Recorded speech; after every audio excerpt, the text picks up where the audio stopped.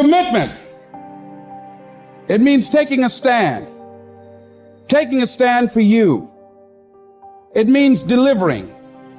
It means coming through. What if you don't keep your commitment, Les? What if you give it everything you have and you come up short?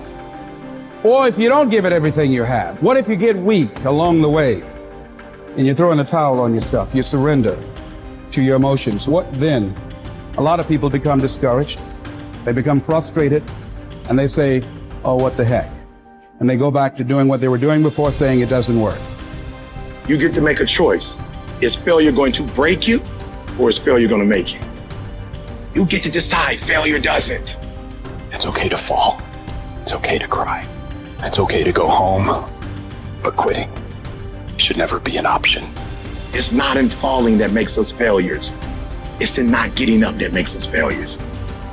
And you get to decide if you get up or you don't get up. We're going to take setbacks. We're going to take some defeats from time to time in our lives. When that happens, what that actually does, or what that actually should do, is make your vision clear. Make your mission clear. Anyone who's successful has failed much more than you know. It's like you look at somebody who's an unbelievable athlete, somebody who's an unbelievable entertainer, speaker, communicator, artist. They didn't just show up that way. They are being rewarded in public for what you practice in private consistently. You might want to jot that down. We're all rewarded in public for the things that we consistently practice and refine in private. And so you see that person, you think they're a genius, but if you watch, they've been failing more than anybody else. They just failed more often, so they learn quicker. You got to tell yourself, despite the circumstances, the situations, you have to tell yourself that I'm not going anywhere until I get to go. Until I make my dreams become a reality, I'm not quitting. I don't care how much money I have to invest. I don't care how much time I have to invest. I'm going to continue to do this until I become successful. You can pretend that you care, but you can't pretend that you're there. The only way you can be there is to show up. And what I'm asking you to do for me, you'll never be a failure if you show up every single day. Every single day when I come, I show up and I let failure know. Failure is not an option. You can't even let it sink into your brain, not even a second. You have to know that this thing is going to work. Come hell or high water, whatever it is that I set out to do, it may not happen in 6 months, it may not happen in a year, it may not happen in 2 years, but at some point, my dream is going to become a reality. I can accept failure. Everyone fails at some point, but I cannot accept not trying. When you've tried your best, when you've given 120%, you should never feel bad. You pick yourself up, you look at it from another perspective, you come up with another solution, and you go at it again. You're a problem solver. You're not soft. You're not weak. You don't quit. You don't surrender. You fall 7 times, you get up 8.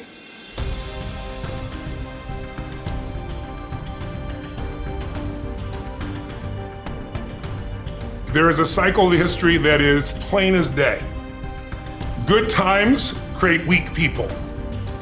Weak people create bad times. Bad times create strong people. Strong people create great times. This is the cycle of history. Our thinking, our process is so affected by the way we're raised generationally, the experiences we go through. So let me give you an example of why we're having challenges today and why I'm more than hopeful. Let's say you were born in 1910. Now, think of it this way first. Remember I talked about pattern recognition, pattern utilization, pattern creation. What gave humanity its greatest jump in its capacity was pattern recognition around seasons.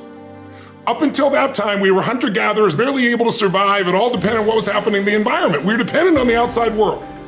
But once we understood the seasons, that planting in the springtime and then taking care of through the summer, boy, in the fall you can reap, and then there's gonna be winter, and you gotta hang on to this stuff so you can survive. Once we recognized that pattern, humanity transformed. Communities were created, eventually cities and countries and states, right? So think of it this way. There's also a pattern of your history as a human. 0 to 21, 19 to 2021 is a springtime, where everything's easy. It's easy to grow. Growth happens, you don't have to do squat. Your body grows, life grows. And some of us had a more protected childhood, some of us had no protection. We had to step up and take care of things when we were 7 or 8 years old. But regardless, overall, it's a time in which people look out for you, you're taught things, you consume what you're taught. But once you come 19, 20, 21 roughly, and sometimes it's 16 for some people, 25 for others, but you get the picture, you enter a new season of life. You go to the summertime where you start testing and go, well, this is what I was taught, but do I really believe this? You know, this is what people say, but now I'm in a relationship, you know? And so all of this next 20 years is an explosive growth period if you work at it from 21 to 41.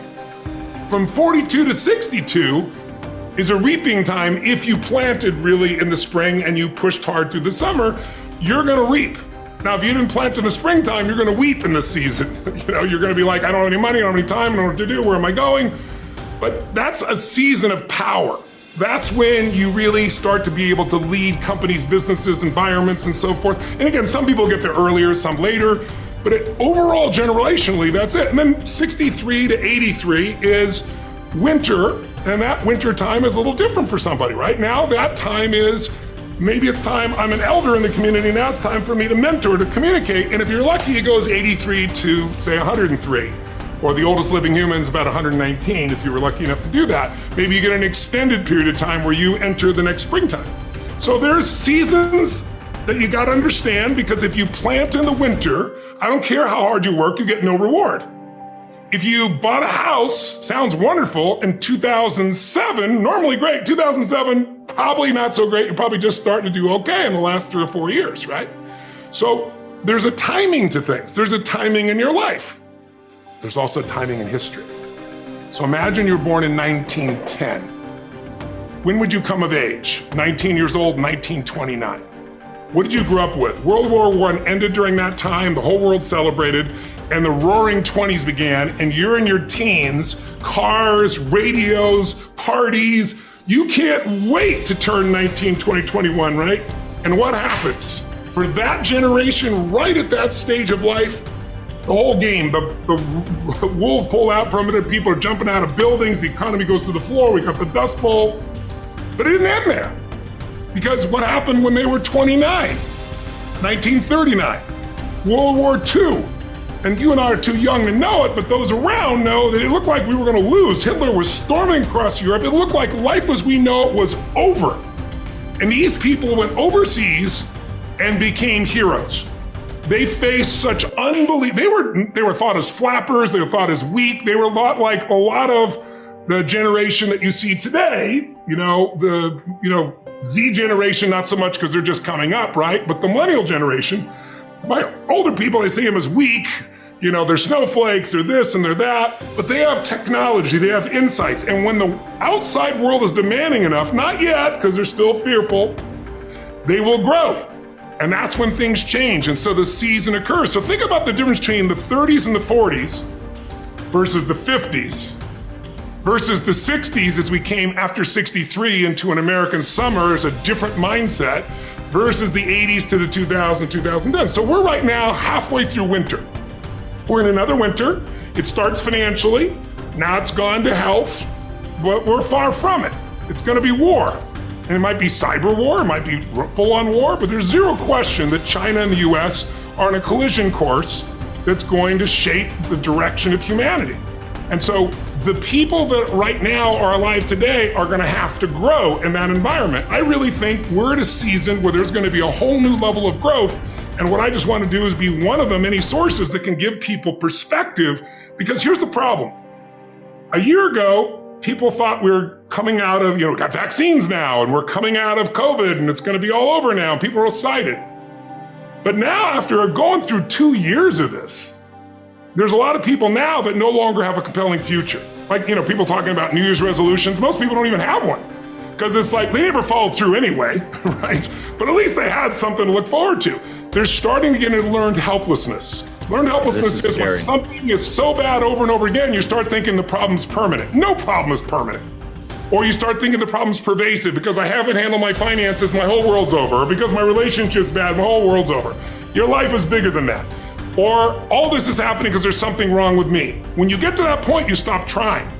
And so my goal right now is to shake that up for people. People need a new perspective, and you can't do it by just sitting and thinking. You gotta move your body, you gotta change your energy and your focus, because low level of energy, I don't give a damn how smart you are, you're not gonna use all your ability.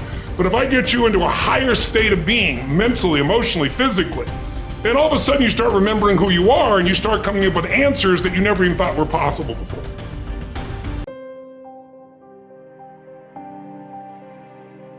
You will hear many people saying, "When I am 50, I shall retire into leisure. When I am 60, I shall give up public duties." And what guarantee do you have of a longer life? Who will allow your course to proceed as you arrange it? Aren't you ashamed to keep for yourself just the remnants of your life and to devote to wisdom only that time which cannot be spent on any business?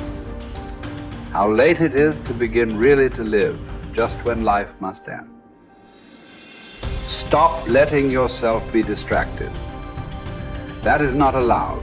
Instead, as if you were dying right now, stop allowing your mind to be a slave, to be jerked about by selfish impulses, to kick against fate and the present, and to mistrust the future.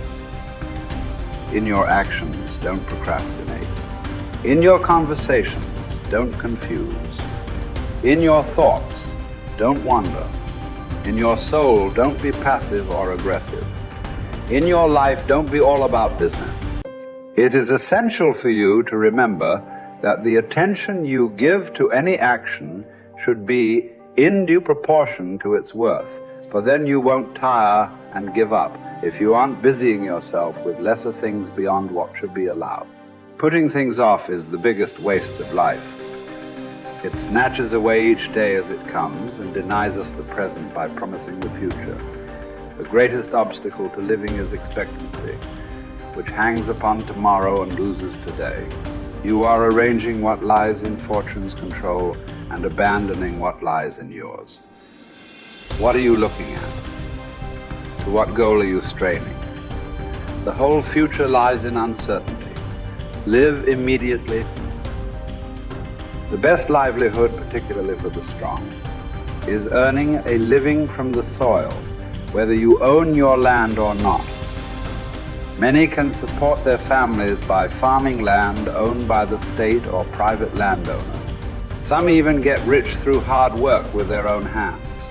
The earth repays those who cultivate her, both justly and well, multiplying what she received, endowing in abundance all the necessities of life to anyone willing to work, and all this without violating your dignity or self-respect. Generally speaking, if you devote yourself to the life of philosophy whilst tilling the land at the same time, I couldn't compare it to any other way of life, nor would I prefer any other livelihood. It is living more in accord with nature, drawing your sustenance directly from the earth, the nurse and mother of us all, rather than from another source.